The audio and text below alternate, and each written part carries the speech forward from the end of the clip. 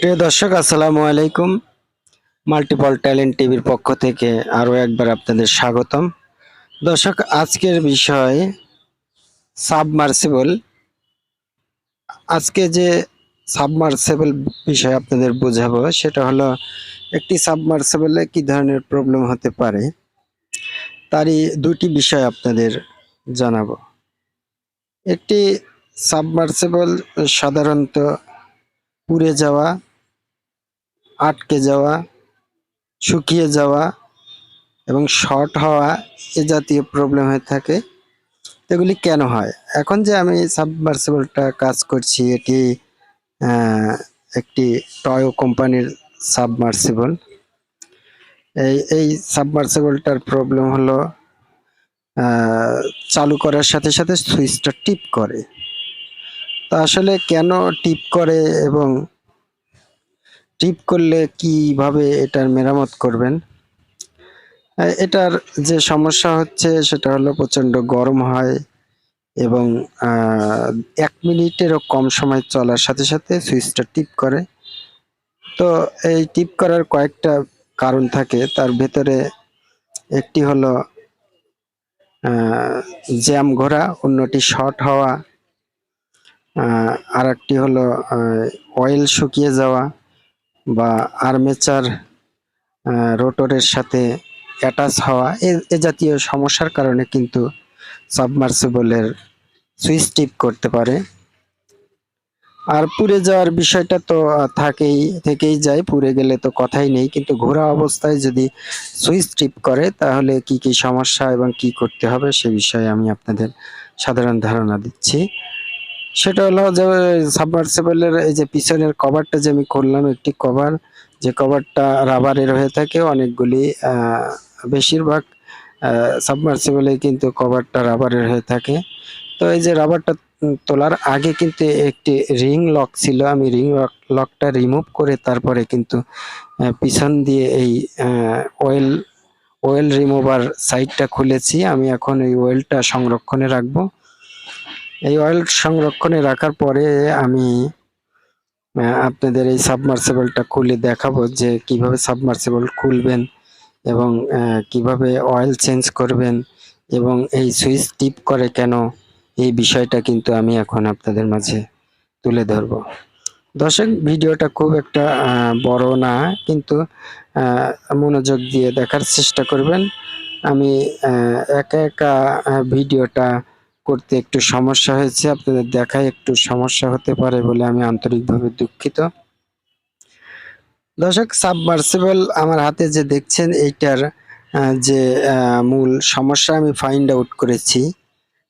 এটা রোটরের সাথে আর্মেচারের একটু অ্যাটাচ টাইপের সমস্যা আমি লক্ষ্য করছি। এটা যখন ঘোরে তখন এই সমস্যাটা হয়ে থাকে। এটা আকস্মিক হয়ে থাকে, যার দরুন এটাকে ফাইন্ড আউট করা একটু কঠিন। তো আসলে রোটরের সাথে আর্মেচারের যদি অ্যাটাচ হয়ে থাকে তাহলে এর পেছনের প্রিন্সিপালটা কি সে বিষয়টা আমি আপনাদের বুঝাবো। এবং অয়েল কিভাবে চেঞ্জ করবেন সে বিষয়টা তো আমি আপনাদের আগেই দেখালাম। পিছনে রিং লক ছিল, সেই রিং লকটা আপনারা রিমুভ করবেন। তারপরে একটি রাবারের কভার আছে, যে কভারটা আপনারা রিমুভ করে তারপরে অয়েল চেঞ্জ করতে পারবেন।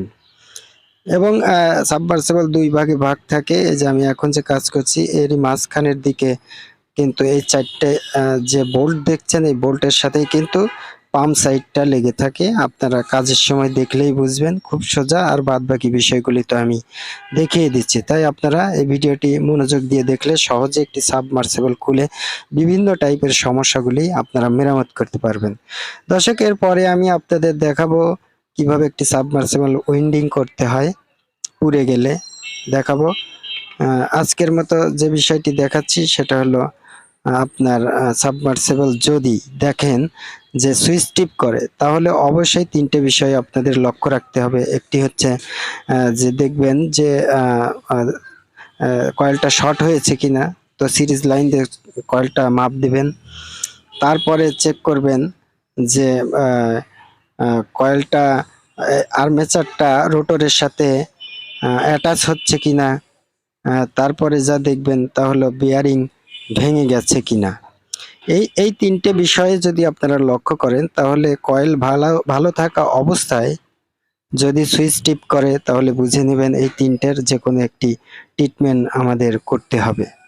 তো এইটার যে সমস্যা ছিল সেটা হলো একটি বিয়ারিং জ্যাম ছিল না, কিন্তু বিয়ারিংটা দীর্ঘ সময় ঘোরার কারণে একটু বল ক্ষয়ে যাওয়ার কারণে এটাকে যখন চালু করা হতো তখন রোটরটা ঠাস করে আর্মেচারের সাথে লেগে যেত, যার দরুন এই পাম্পটি কিন্তু দুইবার খুলতে হয়েছে, কারণ ওটা ফাইন্ড আউট করা একটু সমস্যাজনক ছিল।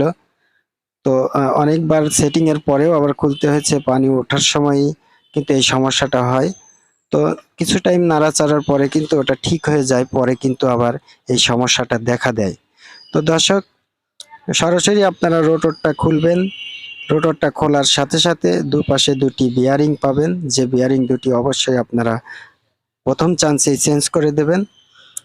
তারপরে সব জায়গায় আঠা দিয়ে, এবং এর একটি মেজারমেন্ট আছে যেটা রোটর, যেহেতু এটা একটি স্টিল বডি এবং পাতলা একটি বডির সাথে রোটরের মেইন পয়েন্ট এবং নিচের পয়েন্ট একসাথে অ্যাটাচ করা থাকে, ফলে এটার কিন্তু এই সমস্যা হতে পারে। অতএব এই যে স্টিলের যে বডিটার দিকে খেয়াল রাখবেন, অ্যাকুরেট যেন হয়। তারপরে যদি আপনি খোলার সময় ঢিল হয়ে থাকে তাহলে অবশ্যই চারপাশে আঠা দিয়ে তা গ্যাপ পূরণ করে ওকে অ্যাকুরেট করে ফিটিং করতে হবে, না হলে কিন্তু রোটরের সাথে আর্মেচারের সংযোগ হতে পারে বিয়ারিং চেঞ্জ করার পরেও। তো দর্শক, সাবমার্সিবলের উপরে আমি যতটুকু অভিজ্ঞতা অর্জন করেছি তার একটি বিষয় আমি আপনাদের আজকে তুলে ধরেছি, সেটা হলো সাবমার্সিবল কিভাবে মেরামত করবেন। কি সমস্যা হলে যে রোটরটা দেখছেন রোটরে অ্যাটাচ হচ্ছে, ওই যে দেখেন অ্যাটাচ হচ্ছে, যে আমি হাতাইলাম, ওই অ্যাটাচটাই তো মূল সমস্যা, যে ওটা আটকে ধরে। তো এখন আমরা সবকিছু চেঞ্জ করে এটা ঠিক করে ফেলবো। তো আজকের মতো ভিডিওটা এখানেই, পরবর্তীতে আরো সুন্দর সুন্দর ভিডিও নিয়ে আসবো। সে অবধি সবাই ভালো থাকবেন, বিদায় নিচ্ছি, আল্লাহ হাফেজ।